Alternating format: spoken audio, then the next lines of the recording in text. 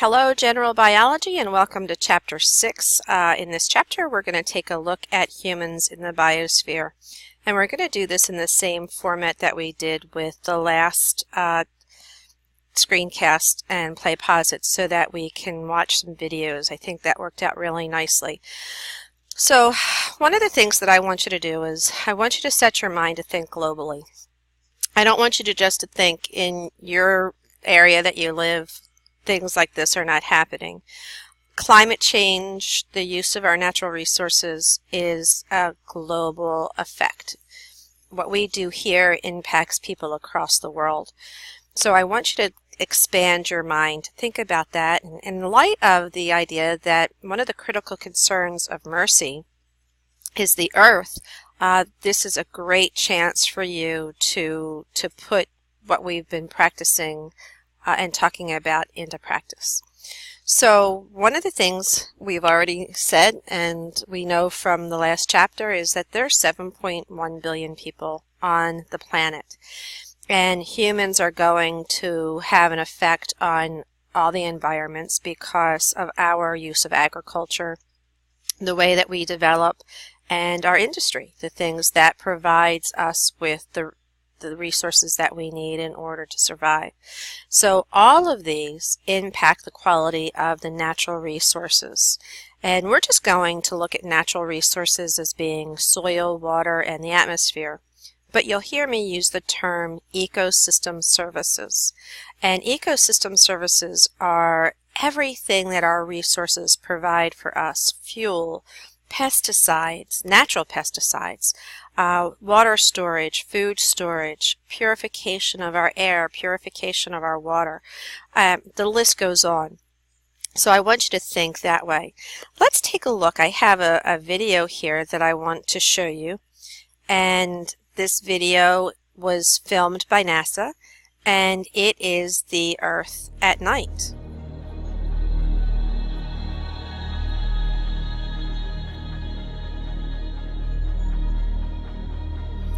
And all the lights that you see lit up are developed areas on the planet, and you'll notice that most of them are by oceans or waterways. But that shows industrialization. This is the lightning storms. That's a storm front that you see happening. You'll notice that in a couple of different places. Some of the different colors of lights are actual fires that are burning.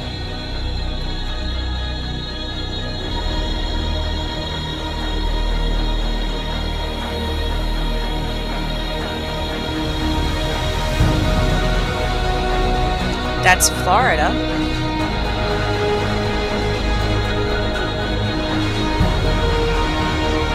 You can see how thin our ozone layer actually is.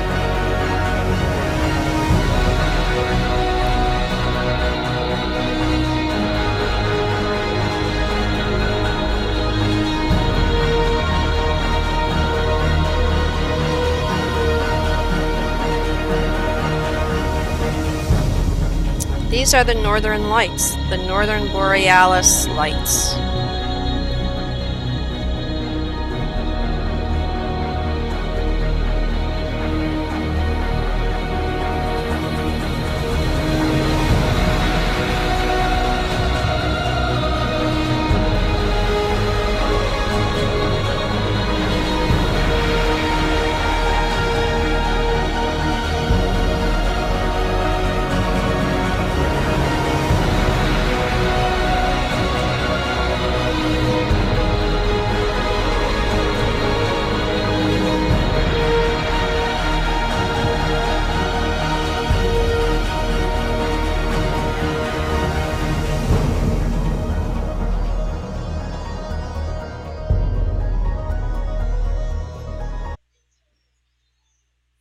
So as you ask yourself, well, why, Mrs. Saunders, why did you just show us that? And I showed that to you because you do have a global impact. We do change the face of the planet more than any other species. And we do that through things that we need in order to support our life. Agriculture, where we get our food from, and that's a dependable food supply. We're going to see a video in just a little bit on monoculture, where you clear large areas of land and you only plant one single productive crop. And we're going to talk about the damages that that can do. That sustainable farming works much better than our monoculture that we've developed. We're going to consider the development of our cities and our suburbs and the high standard of living that we're accustomed to. And we will discuss the environmental effects that it has. When you plow down a field and you put a development on top of it, you take natural resources away. You take the natural flood control, the filtering of the water, the carbon dioxide, biogeochemical cycling to change that carbon dioxide into a usable food sources. You have an impact on that. We're going to see that dense human communities are going to produce a lot of waste, and we're going to see that they affect the quality of air and the water and the resources around because of getting rid of that waste and because of eliminating our natural recyclers. And then we're going to see how development consumes farmland and that it divides the habitats into fragments. We'll also consider industrial growth, where you get your clothing from, the brand name clothing, the electronic devices, the ones that you're using to view this screencast and play pause it. We're going to see how most of our energy needs fossil fuels that we rely on. These are oil, natural gas, coal, and our way of extracting those are damaging again to the resources. And we are going to see the wastes that are produced from using these fuels and how they go into our water supplies, our soils, and into our air, and how we are consuming them on a daily basis. So let's take a look at this video. The world's population keeps growing. By 2050, we'll have to double our food production. For that, we'll need genetic engineering, advanced pesticides, and fertilizer. Lots of fertilizer. That's why at Agricon, we're working every day, hand in hand with farmers and their families. And don't you want to feed the world? Messages like this one seem to be popping up everywhere, but who's really behind them? Turns out it's the corporations profiting from this way of farming, like those selling the pesticides, fertilizers, and chemicals. They're spending billions to warn us that their way is the only way, with industry groups like the Alliance to Feed the Future, whose members include the Association for Dressings and Sauces and the National Frozen Pizza Institute. But ask farmers who really know how to feed us, and you'll get a very different story. A heartbreaking and hopeful story that I've heard talking to hundreds of families like this one. 50 years of this myth and the lobbying dollars to support it have tilted the playing field to favor corporate-controlled chemical agriculture, giving farmers little or no support for any other path.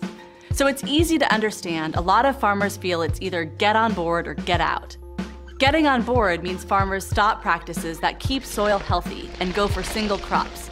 Livestock that used to be raised on the farm get crammed into polluting factories. To keep this unnatural system going, these farmers now buy expensive inputs, all from ever fewer corporations demanding ever-rising prices. It's a quick addiction. Pests become resistant, so you've got to use more chemicals. Livestock becomes sicker, so you've got to use more drugs. Soil loses its natural fertility, so you've got to use more chemical fertilizer. Then on the other side, when farmers try to sell their crops, they face only a few big buyers offering unpredictable prices. The economics don't work for long.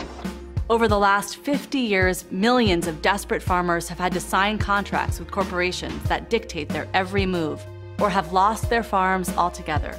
More and more farm income is concentrating at the top, so now only 1 in 10 US farms can support a family. In many other countries, a similar thing is happening. Small farmers who buy into the promise that corporate agriculture is the solution often get trapped by debt and dependency. So yes, corporate agriculture is good for some folks, including some of the largest growers, but not the typical farm family. And that's strike one for this myth. But we have to feed the world, right? And if not this way, what choice do we have? A great one. We just don't see ads for it, and it certainly isn't getting the subsidies going to corporate ag. State-of-the-art sustainable farming ends this unnatural chemical addiction. It uses better practices, not ever more expensive purchases. Sustainable farmers build healthy soil by planting a variety of crops and rotating them. They raise their animals on the farm, not in cramped factories. They fertilize using compost and livestock or planting soil-nourishing crops. Healthier plants with good crop rotation also help keep pests in check without hurting the bugs we need, like those all-important pollinators. How does this choice impact everyone else? Massively. Industrial farms degrade and erode precious topsoil. 64 tons per acre are being lost every year in some spots in our heartland. They suck up huge amounts of water, a lot of it from deep underground, essentially irreplaceable. And they use millions of pounds of antibiotics, a practice that leads to dangerous new bacteria. They also produce toxic runoff that pollutes our rivers, our oceans, and us. The average American already has at least 13 pesticides in our bodies. And thanks to chemicals in the field, farmers and farm workers have higher rates of many cancers. So the sustainable farm is better for farmers and the environment. But can it really feed the world? Study after study is saying yes. Sustainable farms produce as well, and in drought years, even better. This is important news for small farmers who already grow 70% of the world's food. To increase production, they don't have to follow the chemical path. And the future we're all talking about feeding? The industrial farm requires more fossil fuels, water, and mined minerals, all stuff that will only get more expensive as it runs out. So down the line, the chemical path not only can't work for farmers, it won't be a choice at all. Corporate agriculture doesn't reliably grow more food in the future or even today. And that's strike two for this myth. But we still haven't looked at the biggest hole of all. They say we need to double food production or we'll go hungry. Really? We already have almost 3,000 calories a day available for every human being on Earth. More than enough. And that's after wasting a third of all food grown. And a lot of what is grown isn't food we eat directly. A third of the world's grain is going to livestock. In the US, our biggest crop is corn, but less than 1% of all corn planted is what we eat. Most goes to fuel or feed. So staying on this track, we could increase production and still have more hunger. To end it, everybody has to have the power to buy or grow the food they need. And that's what sustainable farming is all about. Strike three for this dangerous myth. So the next time someone who makes frozen pizza or toxic pesticides tells you there's only one way to feed the future, tell them their story is full of holes. The evidence is clear. Sustainable farmers prove we all can enjoy healthy food, and we each have power to make this happen. We can redirect our own food dollars and the billions in public money now going into the pockets of big ag. We can stand up and speak out for sustainable farmers here and around the world.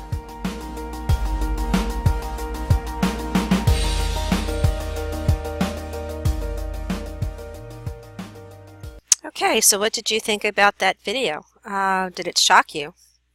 Were you surprised at the big industries that are trying to control the farmers and they wind up keeping the farmers in debt?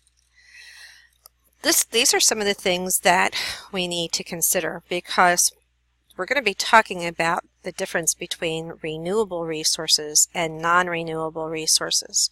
And renewable resources are those that are ones that are going to be able to be replaced year-round, day after day.